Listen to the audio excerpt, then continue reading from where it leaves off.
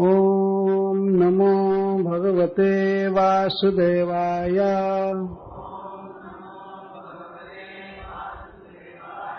ॐ नमो भगवते वासुदेवाय।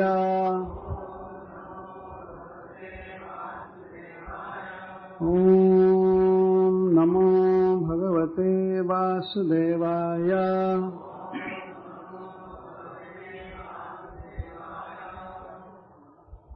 श्रीमद् भागवतम दशम स्कंध अध्याय 6 से प्रारंभ किया जाएगा। देखते हैं कहाँ तक पहुँचता है। श्री शुक उवाच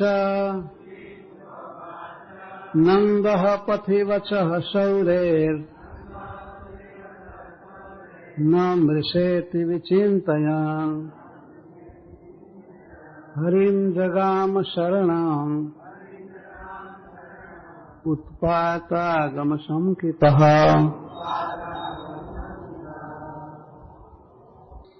श्री शुक उवाच। श्री सुखदेव गोस्वामी ने कहा, नंदः नंद महाराज पथि मथुरा से गोकुल के पथ में, वचः बात, शौर्य है वसुदेव जी के, न मृषा मिथ्या इति इस प्रकार विचिंतन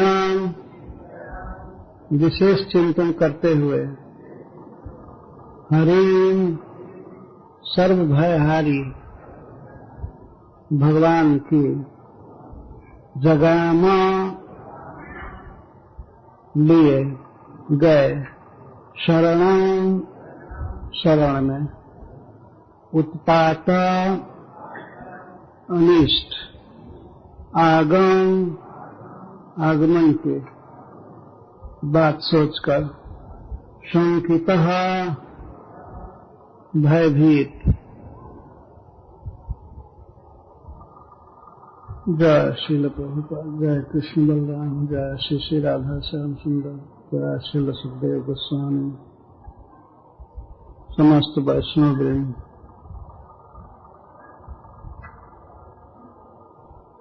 तो श्रील सुखदेव गोस्वामी कहते हैं, यह श्री शुक उवाच शब्द आते हैं हमें गंगा जी के तट पर महाराज परीक्षित की उस विशाल सभा में सम्मिलित होना चाहिए मन ही मन। श्रील सुखदेव गोस्वामी भगवान श्री कृष्ण की कथाओं को कह रहे हैं। महाराज परीक्षित के आग्रह पूर्वक पूछे गए प्रश्नों का उत्तर दे रहे हैं। भगवान के जन्म की कथा मैं बारंबार कहा हूं, अब बाल लीला कहने की इच्छा है, तो यहां से प्रारंभ कर रहे हैं।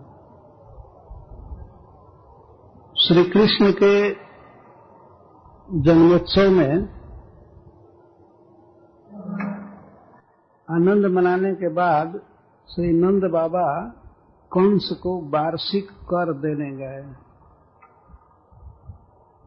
एक वर्ष के भीतर जो सरकारी कर था उसको देने के लिए मथुरा गए।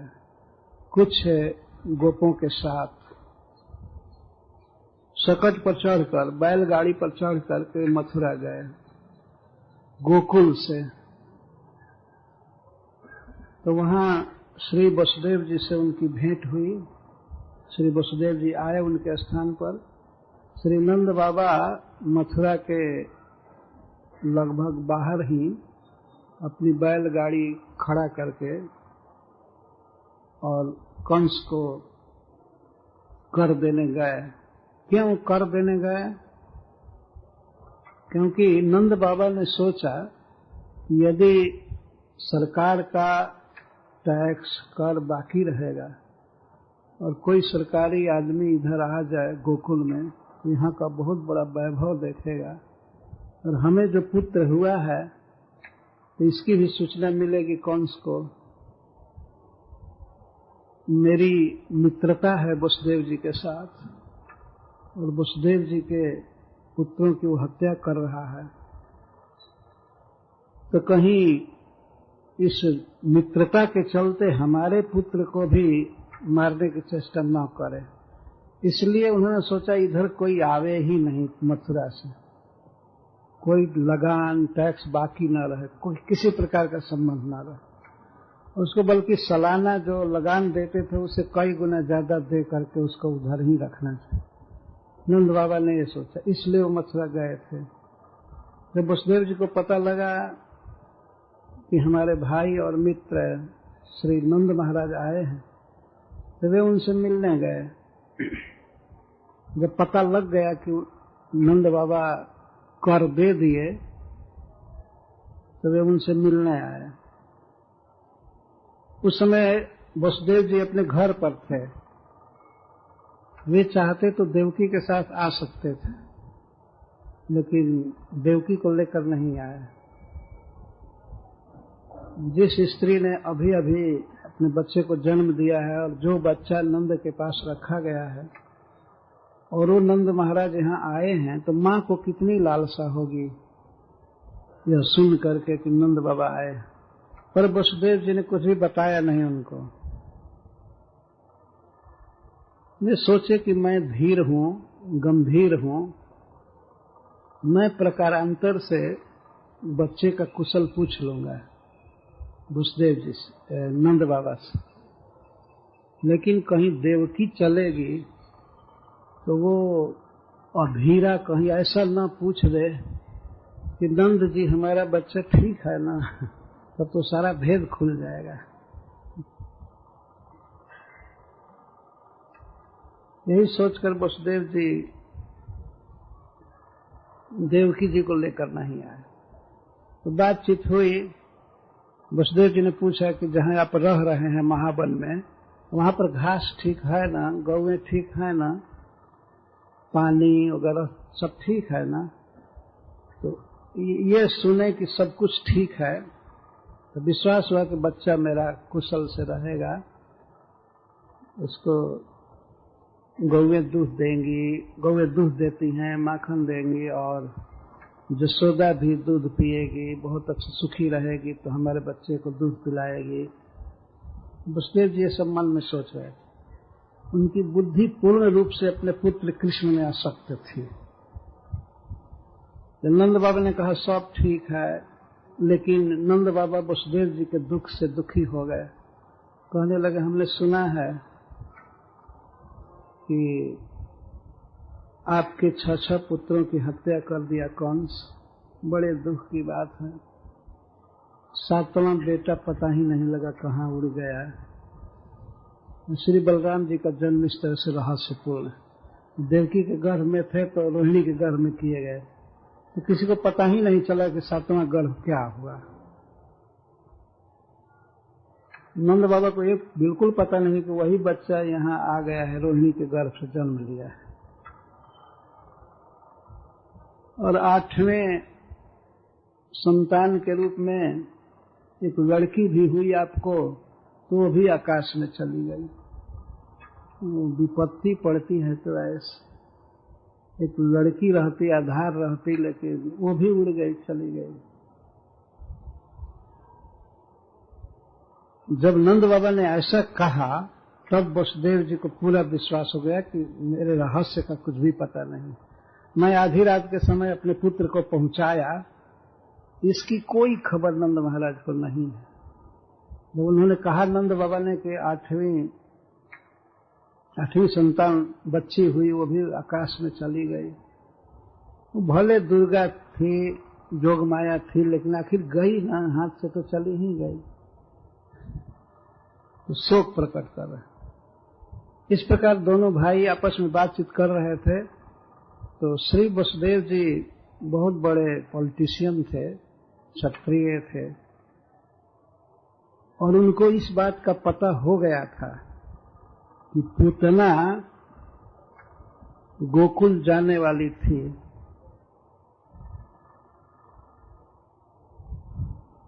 नंद बाबा मथुरा में रुके थे तो रात में रुके थे, या आकांक्षा में थे कि वसुदेव जी आएंगे भेंट हो जाए तो अच्छा है, तो रुक गए थे। और उसी रात पूतना गोकुल गई। किसी तरह से कुछ सूत्रों से पता लगा लिया वसुदेव जी ने इस बात का, कंस क्या कर रहा है, क्या योजना है, क्या कर, जिसके 6 पुत्र मारे गए हैं वह व्यक्ति क्यों नहीं चौकन्ना रहेगा। पता लगा लिए। वसुदेव जी कहे नंद बाबा से, करो वही वार्षिको दत्त, आपने वार्षिक कर दे दिया राजा कंस को, राज्ञे दृष्टा वयम चवह, और हम लोगों से भेंट भी हो गई। न स्थेयम बहुतिथम, अब बहुत दिन यहां मत रहिए। संति उत्पाताश्च गोकुले, गोकुल में उत्पात हो रहे हैं। आप गोकुल के राजा हैं और आपके बिना अनाथ है गोकुल, आपको जितना जल्दी जाना चाहिए गोकुल में, क्योंकि संति उत्पाताश्च गोकुले, गोकुल में उत्पात हो रहे हैं। वर्तमान क्रिया में बोल रहे हैं वसुदेव जी।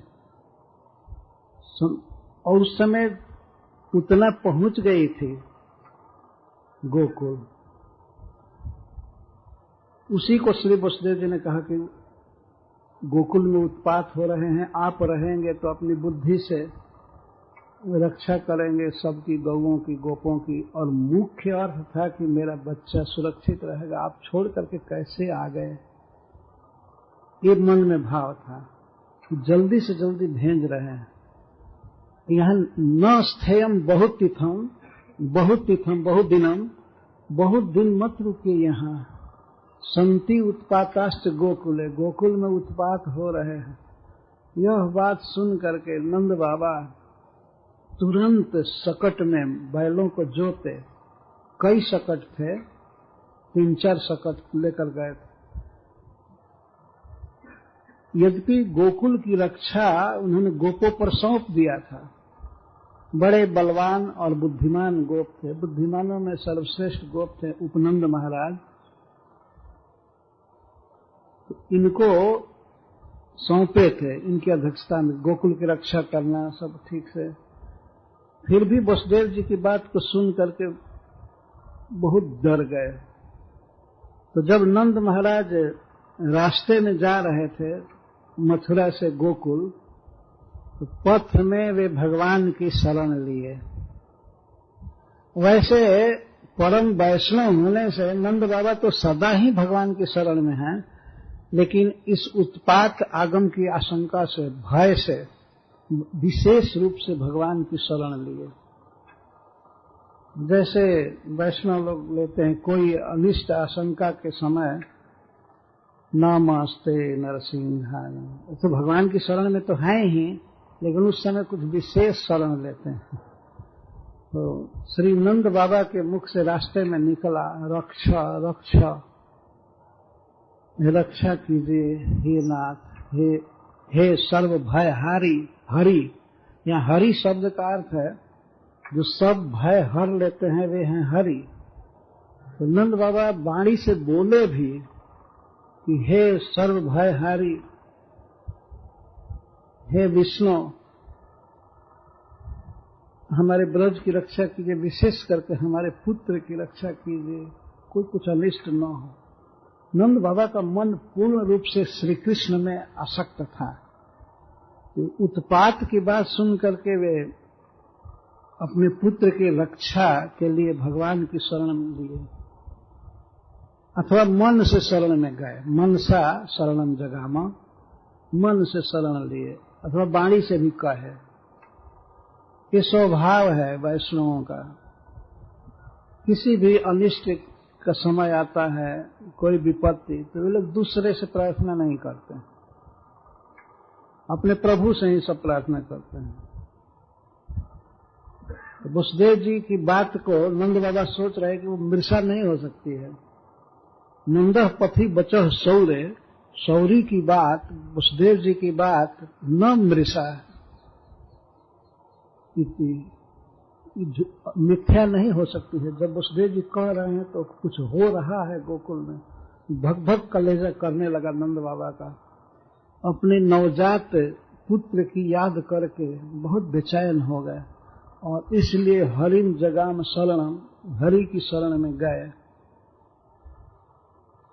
अथवा इसका एक अर्थ है कि हरि मतलब सर्व मनोहर स्वपुत्रम विचिंतन, परम सुंदर अपने पुत्र का विशेष चिंतन करते हुए शरणम जगामा, निजगृहम जगामा, अपने घर गए। शरण का अर्थ घर भी होता है। नंद बाबा पूरे रास्ते में अपने पुत्र का चिंतन कर रहे थे, भगवान की शरण लिए थे और जा रहे थे।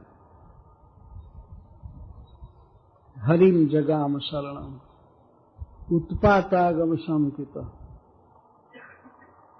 वसुदेव जी की बात पर विश्वास था कि जो कह रहे हैं बिल्कुल सत्य है, हो रहा होगा।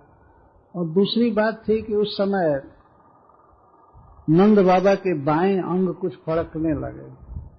ये भी प्रेम राज्य की लीलाएं हैं। वास्तव में भगवान की इच्छा से ही पूतना आ रही है गोकुल में, नहीं तो गोकुल में उसका प्रवेश संभव नहीं है। क्या उत्पात हो रहा है? दूसरे श्लोक में सुखदेव जी कहते हैं, कंसे न प्रहिता घोरा पूतना बाल घातिनी शिशुन चचार निघ्नन्ति पुरा ग्राम ब्रजादिशो।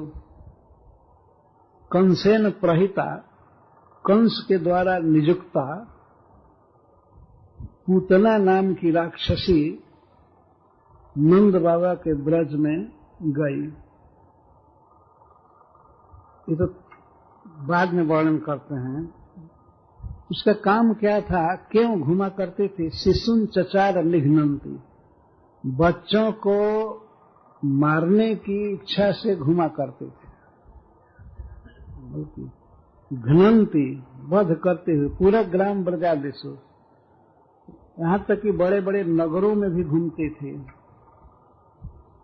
भ्रमण करते थे, और गांवों में और ब्रज में और आकर आदि रत्नों के जो खान होते हैं, खनिज द्रव्य जहां मिलते हैं, तो वहां भी उसको आकर कहते हैं। और ब्रज जहां गौएं रहती हैं, और छोटे छोटे गांव और नगर। जब नगर में भी प्रवेश करने में वो समर्थ थी, जहां बड़े बड़े भवन होते हैं, फाटक होते हैं और सिक्योरिटी भी रहते हैं, वहां भी वो घुस जाते थे। तो फिर हीरों की बस्तियों में जहां कोई खास सिक्योरिटी नहीं है, चारों तरफ खुला है, तो वहां चली जाए तो कौन आश्चर्य की बात। तो ऐसे श्रीपाद सनातन गोस्वामी जी लिखते हैं कि निघ्नन्ति का यहां अर्थ है हंतुम इच्छया, बच्चों को मारने की इच्छा से ब्रज में प्रवेश की, घूम रहे थे। किसी को मार नहीं पाई, ऐसा नहीं समझना चाहिए। कई बच्चों को मारती थी, पर मारने के लिए, वध करने के लिए घूमा करती थी। पूरा ग्राम ब्रज आदिशु, नगरों में, गांवों में, खानों में और ब्रज आदि में। आदि शब्द से तात्पर्य है खेत, खरवट इत्यादि, बहुत से छोटे बड़े स्थान, सब जगह घूमती थी। और हंतुम इच्छा, बच्चों को मारने की इच्छा से। और किसके द्वारा भेजी गई? सरकार के द्वारा, कंस के द्वारा। ये सरकारी पावर लेकर के घूम रहे थे। एक तो अपने आप वो बहुत घोर थी, कंसे न प्रहिता घोरा, क्रूर हृदय, बहुत कठोर हृदय। पूतना, पूतना जो पवित्र बच्चों को उठा करके ले जाए उसको पूतना कहते। या पूतना राक्षसी विशेष को कहा जाता है। तो पूतना, कोटरा, रेवती इत्यादि। बाल घातिनी, बच्चों को घात करने वाली, मारने वाली। श्रीपद सनातन गोस्वामी लिखते हैं कि मारी थी बच्चों को, लेकिन तीसरा श्लोक बता रहा है कि जहां पर भगवान का कीर्तन होता है, जहां पर उनकी कथा होती है, श्रवण होता है, वहां राक्षसियां या राक्षसों का बल नहीं चलता है। जिससे सिद्ध हुआ कि जहां कीर्तन होता था वहां पुतना कुछ नहीं कर पाती थी, और जहां कथा श्रवण होता था, स्मरण होता था भगवान का, वहां पर इसका कोई प्रभाव नहीं हुआ। तो इस पर वे अर्थ करते हैं कि जहां लोग कृष्ण विमुख थे उन बच्चों को मारती थी, भगवान के जो भक्त नहीं थे। तो इसका अर्थ है कि राक्षसों पर ही, असुरों पर ही इसका बल चलता था। उस श्लोक से सिद्ध होता है। तो इस तरह से पूतना सर्वत्र घूम घूम करके और बच्चों की हत्या करती थी। इस पर महाराज परीक्षित बहुत शंकित हो गए कि अरे तब तो नंद बाबा के ब्रज में भी जाएगी। महाराज परीक्षित को भय हो गया कि तब तो श्री कृष्ण के पास, शिशु के पास भी जाएगी। तो उनका चेहरा कुछ शंकित हुआ, भयभीत सा हुआ। तब सुखदेव गोस्वामी कहते हैं, न जत्र श्रवणादीनि रक्षो ज्ञानी स्वकर्मसु कुर्वन्ति सात्वतम भर्तुर जात धन्य तत्र ही। महाराज, आप श्री कृष्ण की चिंता मत कीजिए, पूतना अविषय में प्रवृत्त है। ऐसे व्यक्ति को मारने की चेष्टा वो करेगी जिसको मारा नहीं जा सकता, जिसका कोई अंत नहीं है, जिसका कोई विनाश नहीं है, बल्कि वही मरेगी, पूतना ही मरेगी। आप चिंता मत कीजिए। कथा श्रवण के समय श्रोता की क्या चित्तवृत्ति है, इसका प्रदर्शन मुखमंडल पर होता है। तो सुखदेव गोस्वामी तुरंत समझ गए महाराज परीक्षित के भय को। तो वे कहते, आप चिंता मत कीजिए, उतना स्वयं मरेगी। न जत्र श्रवणादीनि रक्षक ज्ञानी स्वकर्म। जिस स्थान, जिन स्थानों पर सात्वतपति भगवान श्री कृष्ण का, श्री विष्णु का स्मरण, श्रवण, कीर्तन, वंदन आदि नहीं होता है, उन्हीं स्थानों पर इन राक्षसियों का प्रभाव चलता है। इस श्रवण आदि नहीं है जहां, तो श्रवण से तात्पर्य कीर्तन, स्मरण, वंदन, अर्चन इत्यादि। जिन स्थानों पर भगवान का श्रवण कीर्तन आदि नहीं होता है, वहीं पर राक्षसियों का या राक्षसों का प्रभाव होता है। श्रवण नहीं है, श्रवण होता है तो श्रील विश्वनाथ चक्रवर्ती ठाकुर अर्थ करते हैं, कहीं पर भगवान के नाम का या गुण का, लीला का श्रवण हो रहा है, कीर्तन हो रहा है, और वो भी कीर्तन दूसरा हो रहा है, लेकिन उसी में थोड़ा थोड़ा नाम गा दिया जाता है और भगवान की बातें भी थोड़ी कह दी जाती हैं, तो वहां पर भी राक्षसों का प्रभाव नहीं होता है। और फिर प्राधान्य रूप से जहां कीर्तन ही हो रहा हो, मुख्य वही श्रवण हो और सब बातें गौण है, तो जहां और बातें प्रधान रहती हैं, केवल थोड़ा सा भगवान का नाम और गुण कीर्तन कर दिया जाए तो वहां पर ही राक्षसों का प्रभाव नहीं पड़ता है। और फिर जहां पर प्रधान रूप से भगवान का गुण कीर्तन हो, श्रवण हो, तब वहां कैसे प्रभाव हो सकता है। और जहां केवल नाम कीर्तन हो रहा है, केवल भगवान का गुणानुवाद हो रहा है, वहां पर कैसे प्रभाव होगा। और फिर कीर्तन और श्रवण की बात छोड़ दीजिए, ये प्रभु स्वयं ही जिस स्थान पर प्रकट हैं, वहां पर कैसे राक्षसों का प्रभाव हो सकता है। अनेक कैमुत्य न्याय से श्रील सुखदेव गोस्वामी इस बात को कह रहे हैं। जहां 2-4 बार नाम गान किया जाए तब भी प्रभाव नहीं होता है राक्षसों का, और फिर प्रधान रूप से कीर्तन किया जाए, केवल रूप से कीर्तन किया जाए, और कीर्तन और श्रवण की बात छोड़ दीजिए, जहां पर साक्षात वही विद्यमान है वहां पर क्या अनिष्ट की आशंका हो सकती है? कुछ भी नहीं। इसलिए आप भय मत कीजिए। न यत्र श्रवणादीनि रक्षोघ्नानि स्वकर्मसु कुर्वन्ति सात्वतां भर्तुर्जातुधान्यश्च तत्र हि प्रभवन्ति इति शेष। जहां पर भगवान का स्मरण नहीं है, श्रवण नहीं है, कीर्तन नहीं है, वहीं पर इन राक्षसियों का प्रभाव चलता है। श्री कृष्ण जहां विद्यमान वहां क्या प्रभाव होगा? साक्षात प्रभु विद्यमान। इस तरह से महाराज परीक्षित को आश्वासन देकर श्रील सुखदेव गोस्वामी अब वर्णन कर रहे हैं कि पूतना किस तरह से गोकुल में प्रवेश की। ऐसा प्रभाव नहीं होता है तो प्रवेश कैसे कर गई? जब साक्षात भगवान वहां विद्यमान है तो वहां पर कैसे प्रवेश कर गई? ये भगवान की ही इच्छा से प्रवेश की, और श्री कृष्ण चाहते थे कि इसका वध होना चाहिए और इसका उद्धार होना चाहिए, तो श्री कृष्ण की इच्छा से प्रवेश की। किस तरह से प्रवेश कर रही है, कैसे मथुरा से गई, टेम्पू से गई कि बस से आई, किस तरह से आई? सा खेचरी, सुखदेव गोस्वामी कहते हैं खेचरी, खे आकाशे चरती इति खेचरी, लोग हमेशा आकाश से ही चलती थी, जमीन पर कभी नहीं चली थी। उसमें ऐसी शक्ति थी कि वो आकाश में उड़ करके चलती थी, इसलिए उसको खेचरी कहते हैं।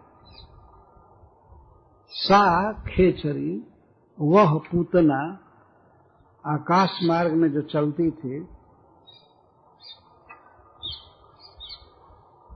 एकदा उत्पत्य, एक समय उड़ी मथुरा से, वहीं एयरपोर्ट होगा जहां भी, वहां से उड़ी, कंस के राजभवन से ही चली और अपने रूप में ही उड़ी, और जब गोकुल के पास पहुंची, जमुना पार की होगी, उड़ करके गई, और जब गोकुल के पास आई तब वहां पर खूब सुंदर गोपी का रूप बनाया, खूब सुंदर। इसका वर्णन सुखदेव गोस्वामी कई श्लोकों में कर रहे हैं। जो सित्वा मायात्मानम प्राविशत कामचारिणी, कामचारिणी, काम का अर्थ है इच्छा, अपनी इच्छा के अनुसार वो कहीं भी जा सकती थी। कामचारिणी, कामेन स्व इच्छया चारिणी, कामचारिणी, इच्छा के अनुसार जा सकती थी कहीं। आकाश में भी वो कितना फीट ऊंचा उड़ना है वो उड़ सकती थी, तो उड़ करके चली गई, अपने उसी भयानक रूप से उड़ करके गई थी। उत्पत्ति, एकदा, कब? एक समय। सुखदेव जी कहते एक समय। एक समय मतलब जब श्री कृष्ण 6 दिन के थे, ऐसी लोक श्रुति है, लोक में बात विख्यात है। श्रीपाद सनातन गोस्वामी जी कहते हैं कि लोक में बात प्रसिद्ध है। जब श्री कृष्ण 6 दिन के थे, उस दिन की ये घटना है, और वो भी रात्रि के समय, रात्रि के समय में चली थी। रात्रि के समय इसलिए चली कि कोई देखे ना कि एक बहुत भारी राक्षसी उड़ कर जा रही, और इधर के विमान जैसा कोई हा हा हा आवाज नहीं करती थी, बिल्कुल साइलेंट गई।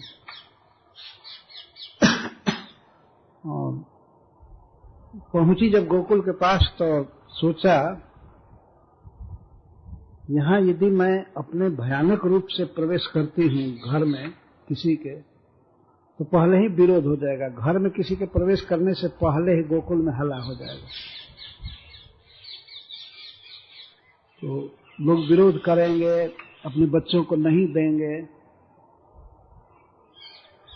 इसीलिए वहां के लोग जितने सुंदर थे, जैसे श्री गोपी जन, माता जसोदा वगैरह, परम सुंदर स्पिरिचुअल जगत की ये सब स्त्रियां हैं।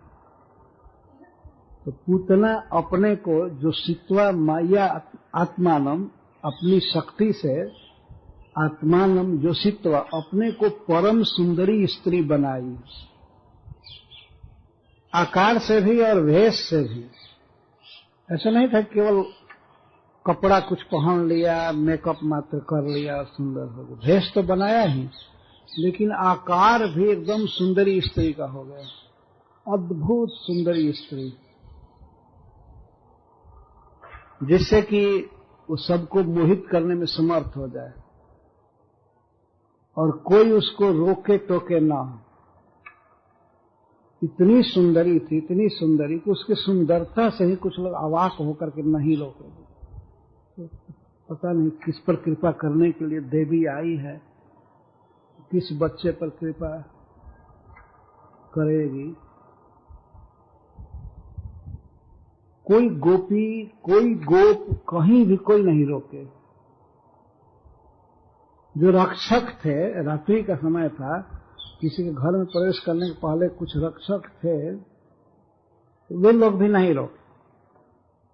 प्राविशत, उसने प्रवेश किया। जैसे ब्रज की स्त्रियां पहनते लहंगा और ओढ़नी, तो इस तरह से उसने 2 वस्त्र पहना है। इतनी शक्ति थी अपने को सुंदर बनाने की, परम सुंदरी स्त्री हो गई। चेष्टा क्या थी इसकी? चेष्टा थी जैसे लगता था कि वात्सल्य ही मूर्तिमान घूम रहा है।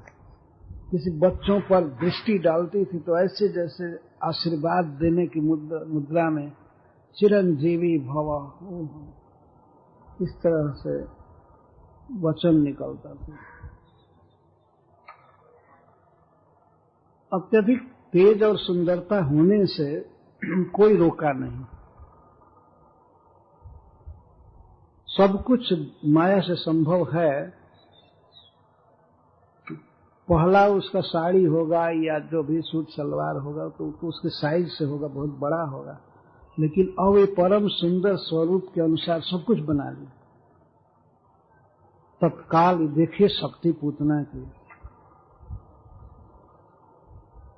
यह भगवान की इच्छा से ही वह जो चाहिए हो गई, जो बनना चाहती थी वैसे हो गई।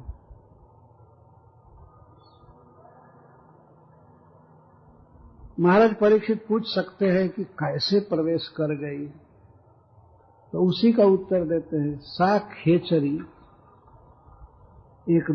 एकदा उत्पेत्य पूतना नंद गोकुलम जो सित्वा माई आत्मानम। जो सित्वा संस्कृत में योषा शब्द स्त्री के लिए प्रयुक्त होता है। योषा का अर्थ होता है जिसमें लोग आसक्त हो जाए, सबका आकर्षण हो, उसको योषा कहते हैं। योषित आकर्षण का विषय होती। तो पूतना इस तरह से जो सित्वा माया आत्मा ने अपने को परम सुंदरी स्त्री बनाई, परम सुंदर स्त्री। एक तो वेशभूषा और आकार बहुत सुंदर, उसके बाद चेष्टा भी बहुत सुंदर। तो एक श्लोक में उसके वेशभूषा का वर्णन करते हैं और दूसरे श्लोक में उसके चेष्टा का वर्णन करते हैं। ताम के सबंध व्यतिशक्त मल्लिकाम बृहन्नितंब स्तन भार कृच्छ्र मध्यमाम सुवाससम कंपित कर्णभूषण त्रिशोलसत कुंतल मंडिताननाम। इस श्लोक में उसके वेशभूषा का वर्णन। सुवाससम ताम, ताम केशबंध। श्रील सुखदेव गोस्वामी जी वर्णन कर रहे हैं पूतना के सौंदर्य का, तो पहले उसके केश पाश का वर्णन करते हैं। उसने अपने केस को बहुत अच्छा संवार करके बांधा था और उसमें मालती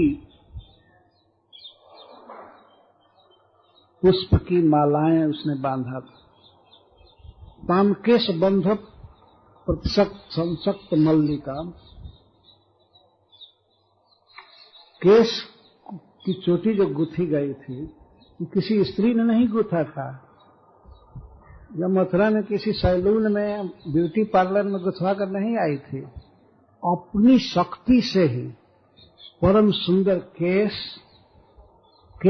और केश के बाद केश बंध चोटी और केश बंध में जगह जगह मालती के पुष्प खोसे गए। व्यतिशक्त मल्लिका, मल्लिका पुष्प कहते हैं मोगरे को। इसका अर्थ है कि पुष्प की में सुगंध थी और सुंदरता।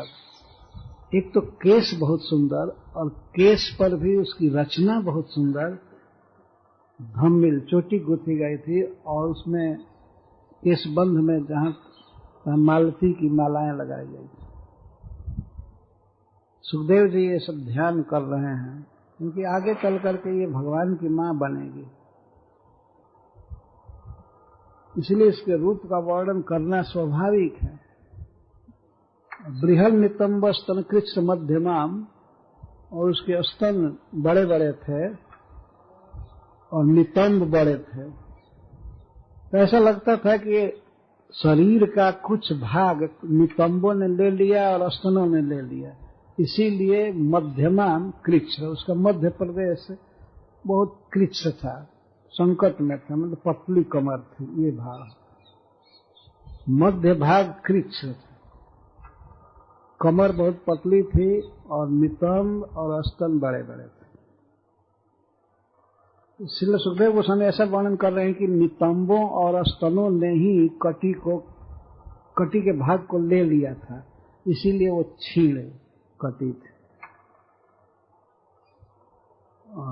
सुवाससम वर्णन कर रहे हैं कि वस्त्र बहुत अच्छा, साड़ी बहुत अच्छी थी, क्वालिटी में भी और रंग में भी अद्भुत। सुवाससम सुंदर वस्त्र, सुवाससम कंपित कर्णभूषण, और कुंडल लगाए थे, कुंडल बहुत सुंदर थे और कंपित होते थे। चूंकि वह धूर्त थी, कपटी थी, तो इधर उधर देखा करते थे, कभी इधर कभी इधर कभी उधर, और लोगों को मोहित करने के लिए भी। इसलिए जब दृष्टि इधर उधर करती थी, चलती थी, या अपनी निष्कपटता व्यक्त करने के लिए, जैसे वो सामने देखना, इधर उधर देखना, कहीं भी छिपाना नहीं, ये नहीं कि अपने मुख को ढक करके रखना, और इस तरह से तो कंपित कर्णभूषण, उसके कर्णभूषण कुंडल झूमते थे, और कुंडलों के झूमने से उनकी प्रतिछवि पड़ती थी अलकों पर, केसों पर। ऐसे केसों से, झलकते हुए केसों से, चमकते हुए केसों से उसका आनंद मुख मंडित था, बहुत सुंदर लगा, बहुत सुंदर केशबंध, बहुत सुंदर साड़ी, वस्त्र और कुंडल और केश, कुंतल आदि से मंडित आनना, ये सब उसके सौंदर्य का वर्णन किया जा रहा है। अब चेष्टा का वर्णन सुनिए। इतनी सुंदरी थी पुतना, इतनी सुंदरी बन करके आई, और चेष्टा बल्गु स्मिता, अरे मुस्कान तो मनोहर थी। बल्गु मतलब मनोहर, मन को खींच ले जबरदस्ती, बहुत सुंदर मुस्कुरा रही थी। किस प्रकार के हृदय में हलाहल है, लेकिन मुख पर मुस्कान, बल्गु स्मित, मनोहर मुस्कान। अपांग वीक्षित, मनोहर हंसी के साथ साथ उसकी जो अपांग दृष्टि थी, अपांग का अर्थ तो कटाक्ष, दिखना बहुत सुंदर था उसका, और विविध दृष्टिपातों से विक्षित ही मनोहरंतिम वनिताम ब्रजौकस, समस्त ब्रजवासियों के मन को हर लेती थी, जिधर भी देखती थी। तो ऐसे किसी खास व्यक्ति से अपनी आसक्ति नहीं दिखाती थी, लेकिन ऐसे चलती थी जैसे लगता था कितना निर्दोष, कितना सरल, हंसते हुए चलती थी। ऐसा नहीं लगता था कोई चिंता में है, कोई काम करना चाहती है, कोई पर्पस है इसका, नहीं, आनंद से। इसको बल्गु स्मिता, उसकी चेष्टा ये थी कि बहुत सुंदर ढंग से मुस्कुरा रही थी, और विक्षित ही अनेक प्रकार के चितवनों से, दृष्टिपातों से मनोहरंतिम वनिता ब्रजौकसाम, ब्रजवासियों के चित्त को हर रही थी। ब्रजवासी से तात्पर्य है स्त्रियों का और पुरुषों का भी, सबका चित्त हर लेती थी। चित्त हर लेते, सब यही बात करती थी कि कहाँ की देवी है, अमरावती से आई है कि विभावरी से आई है, मतलब देवताओं के जो लोग हैं या दैत्यों के लोग हैं, और कहाँ से आई, अलकापुरी से आई है, अवश्य पृथ्वी की नहीं हो सकती है। ये तो ध्यान ही नहीं था कि मथुरापुरी से आई है, तो अलकापुरी से आई है, इंद्र की राजधानी से आई है। कोई पूछने का साहस भी नहीं करता था, बहुत बड़ी स्त्री है तो इससे क्या बात करें, क्या पूछें। कोई ये भी नहीं पूछे कि तुम्हारा कहाँ घर है और यहाँ क्या पर्पस है आने का गोकुल में, कि तुम किसकी हो, ये सब कुछ भी पूछने का साहस नहीं हो रहा है। यह है मनहरण। इतनी मनहर से बस देख रहे थे और उसके विषय में बात भी कर रहे थे। अच्छा, और हाथ में लीला कमल ली थी, जैसे लक्ष्मी जी रखती हैं या भगवान रखते हैं हाथ में कमल, तो कमल ली थी। तो कमल लेने के कारण स्त्रियों को क्या रियलाइजेशन हुआ, वे सब आपस में बात करती हैं। आप मान ली, अमंसताम भोज करेण रूपिणी श्रियम पतिम दृष्टमिवागता। हाथ में कमल लिए थे तो स्त्रियां अपना रियलाइजेशन दे रही हैं। स्त्रियां हमेशा बेवकूफ होती हैं, तो वो सब कहती हैं लक्ष्मी जी हैं, लक्ष्मी जी हाथ में कमल लिए हैं और अपने पति भगवान नारायण को खोजते हुए घूम रही हैं। ये देखिए रियलाइजेशन, ये लक्ष्मी जी आई है। श्रील सुखदेव गोस्वामी कहते अमंसतः, मान लिया। अमंसतः का अर्थ है मान लिया। अम्भोज करें रूपिणी, श्री लक्ष्मी जी परम सुंदरी श्री लक्ष्मी जी हैं। ऐसा कौन माना? गोप्य अमंसतः, गोपियों ने मान लिया। ये लक्ष्मी जी क्या उपद्रव करेंगी वो तो बाद में पता चलेगा ना। लेकिन और लक्ष्मी जी मान ले तो जिस समय श्री कृष्ण को एक गोद में लेगी तो उस समय जसोदा और रोहिणी भी, ये गोप्य शब्द से ये भी अंतर्भुक्त हैं। उन्होंने सोचा कि आहा, लक्ष्मी जी अगर हमारे बच्चे को दूध पिला देंगी तो हमारा बच्चा अजर अमर रहेगा, जीवी बनेगा। तो इसलिए वो लोग रोकी टोकी नहीं। जो लक्ष्मी जी ही घर घर घूम रही हैं तो कौन रोके। वनिता इतनी सुंदर स्त्री जो बहुत बन ठन के तैयार, वनिता सुखदेव गोस्वामी कहते हैं। वनिता उस स्त्री को कहते हैं जो मदमस्त हो और जवानी हो, श्रृंगार की हो और प्रसन्न हो सब तरह से, उसको वनिता कहते हैं। तो ब्रजवासी तो माने कि वनिता है, श्रेष्ठ स्त्री है, घूम रही है, पता नहीं किसको आशीर्वाद देगी, क्या करेगी। और गोपियों ने तो मान ही लिया कि लक्ष्मी, अथवा लक्ष्मी नहीं माने तो लक्ष्मी इव श्रियम इव, श्री जैसा ही मान लिया। साक्षात लक्ष्मी नहीं माना, लेकिन लक्ष्मी जैसा ही मान लिया। क्यों? अम्भोज करें, सबसे भ्रम पैदा कर रहा था। हाथ में जो कमल लेकर के चल रही थी, ये स्वभाव है लक्ष्मी जी का, अपने पति के समान वे भी अपने हाथ में कमल लेकर घूमती हैं। भगवान भी कमल लिए रहते हैं, ये भी कमल है। कमल किस लिए ली थी? क्योंकि सुंदरी बनी थी तो भंवरे उसके मुख पर मंडरा रहे थे, तो उनको हटाने के लिए ऐसे कमल लेकर के घूम रहे, अथवा बिना भंवरे के ही ऐसे ही भ्रम में डालने के लिए।